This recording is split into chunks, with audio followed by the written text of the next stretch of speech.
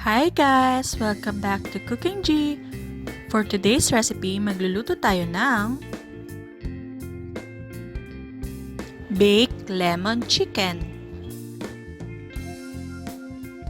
For our ingredients, here is the list. You can also check our description box.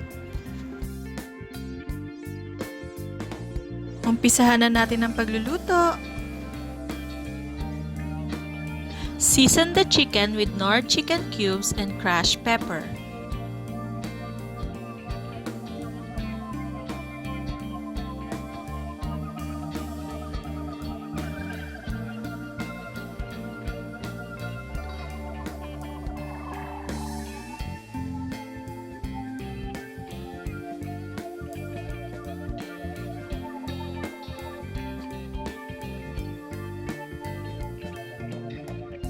Add lemon juice, honey, garlic, and sesame oil.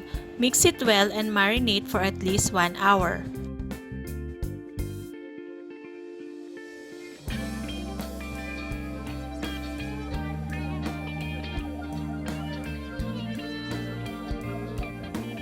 Preheat oven at 215 degrees Celsius.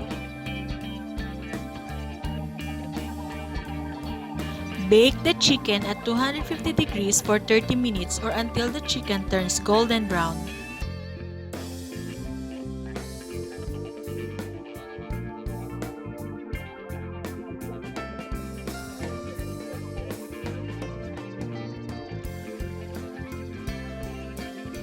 Luto na! Share it with your family and loved ones.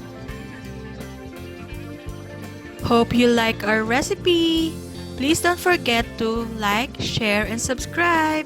See you on our next vlog. Bye!